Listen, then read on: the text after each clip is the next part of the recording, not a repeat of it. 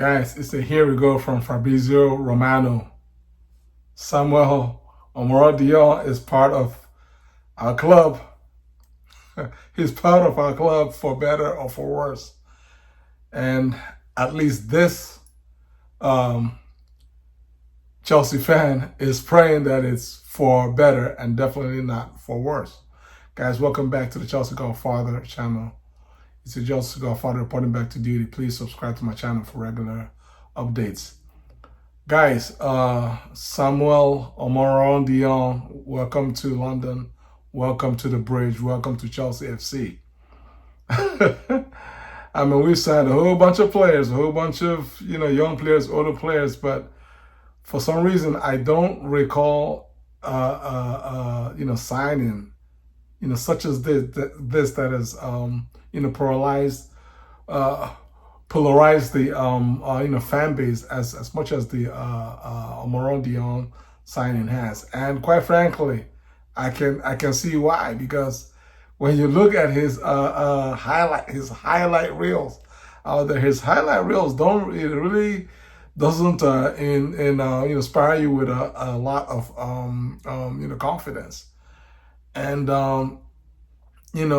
it really goes to point to the fact that what the scouts are placing a lot of emphasis on is the profile of the player. He's 6'3", he's big, he's strong, he's fast, and he's has a cannon on his feet. He's very good in the air.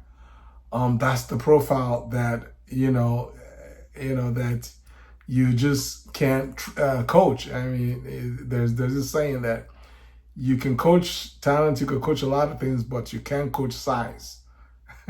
You cannot coach size. You either have size or you don't have it. And so it's just, one of those things where they're like, listen, he has that size. He has, talent. Now, how much talent he has, well, that remains to be seen. And, we're going to find out, soon enough, because it appears that the Osimhen deal is just pretty much on ice until further notice, and this window is going to run down within the next 3 weeks. And with this Samuel Omorodion deal having been concluded, or is just about is only pending his medicals, which should be, I think, by tomorrow. Either by tomorrow or most likely this week. His medicals are definitely going to be done.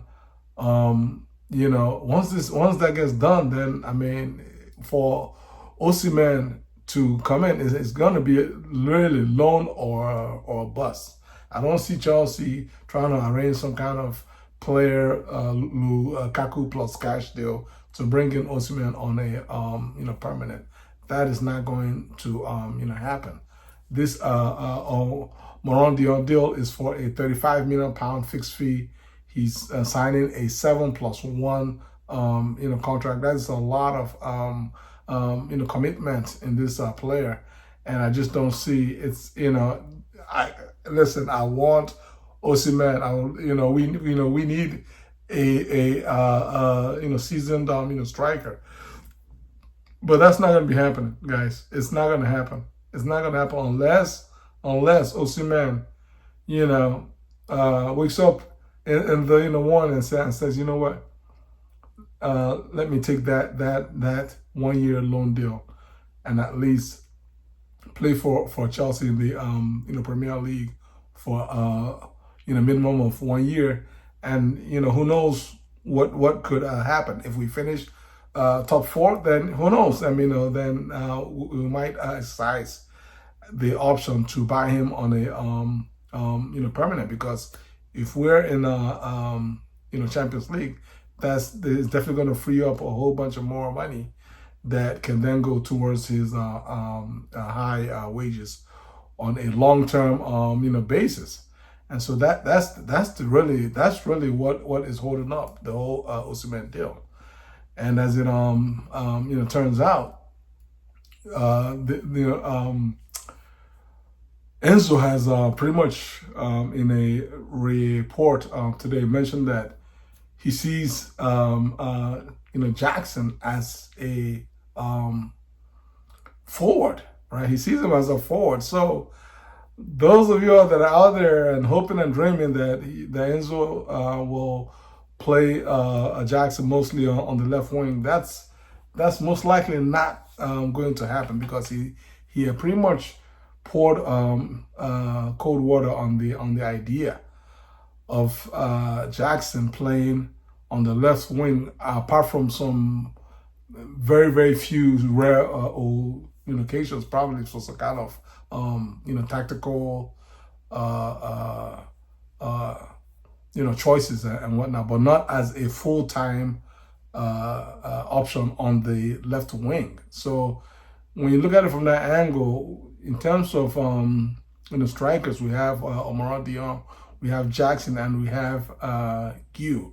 Now, if we do not get Osimhen, which right now is not looking like it, right? So we have to plan with what we have. Those are the three strikers we have, and then that would most likely keep Gyu, I mean, in the first team, because I don't see, yes, it is possible that we can go in with just two strikers, but given the fact that we're in 5 competitions this season, it wouldn't make sense to only go in with only 2 strikers. So there's a reasonable chance that we're going to go in with 3 strikers, Omorodion, Jackson, and Gyu.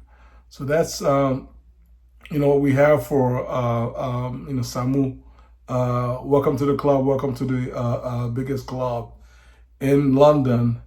And our hope and prayer is that you're gonna work out for us, because we need you, bro. We need you to score the goals. I mean, he did score 9 goals last season in La Liga. He scored 8 at when he was on loan at Alves, and then he scored 1 at Grenada earlier in the season. And then I think in the prior year, he played for Grenada B. So that's Grenada's reserve team that plays in Segunda B, which is the third tier of the Spanish league, which in England that will be Nationwide League 1.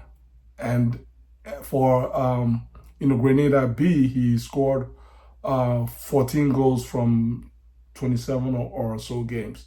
So I mean, he's not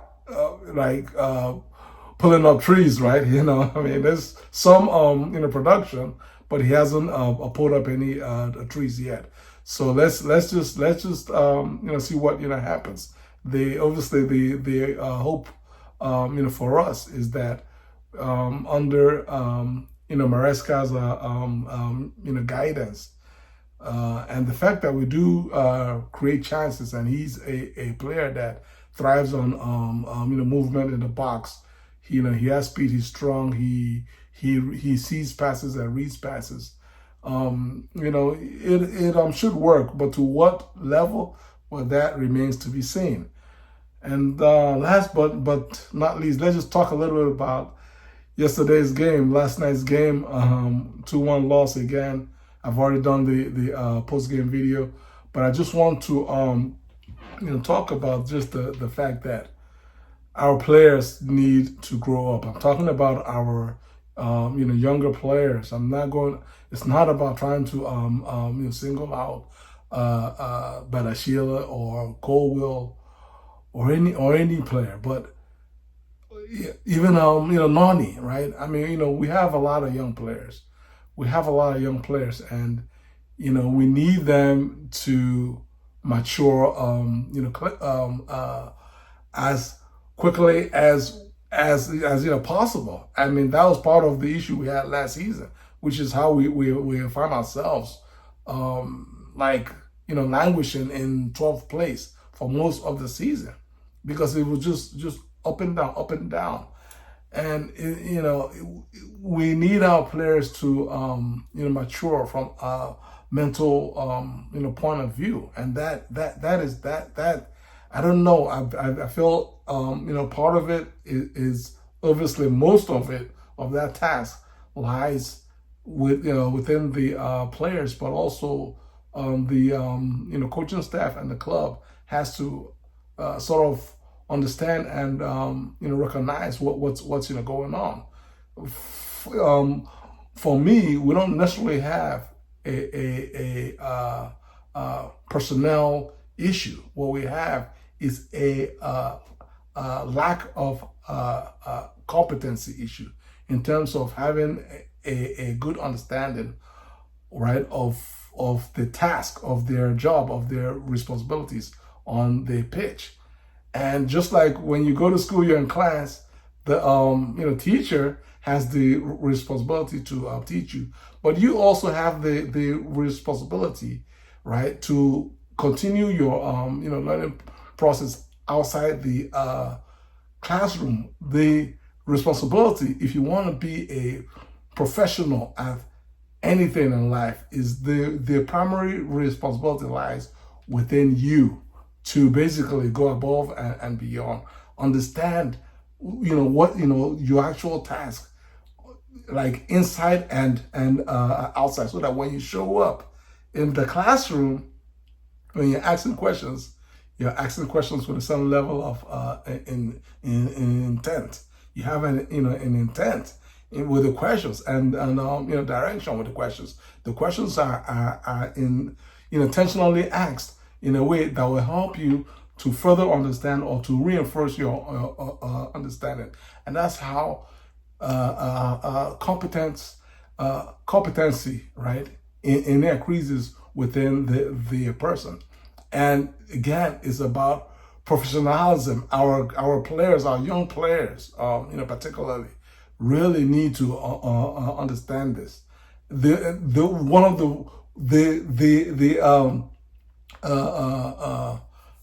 poster child for a young professional for me on Chelsea is Palmer. Cole Palmer is what he is, because he's always, when you see him, he is ready. Palmer's always ready. He's always ready. He puts in a shift. He goes above and beyond. His productivity is far above. He challenges himself and he delivers, right? You could tell from the very first game where he played for Chelsea that from a mental point of view, he was already switched on to the elevated level of responsibility that is required of this badge. And a lot of our younger players need to take a page out of Cole Palmer's book and just challenge themselves, right? Challenge themselves to not just be better, but to also do better, because that's the only way that we can climb out of this rut of mid-table / sixth place table, which is nonsense, up to where we need to be, which is pushing for the league title and the Champions League title, which right now, both are light years away. That's the way it feels. And so that's just my opinion on this, right? I'm not going to keep flogging a dead horse, but what I would like to see is our players basically being mentally switched on the pitch with regards to their responsibility both on and off the ball. And that's how collectively as a team, Chelsea will ultimately rise back to where we need to be. Guys, that's all I have. How do you all feel? Please leave your comments below. Share this video, like this video, subscribe to my channel. God bless you guys. Peace.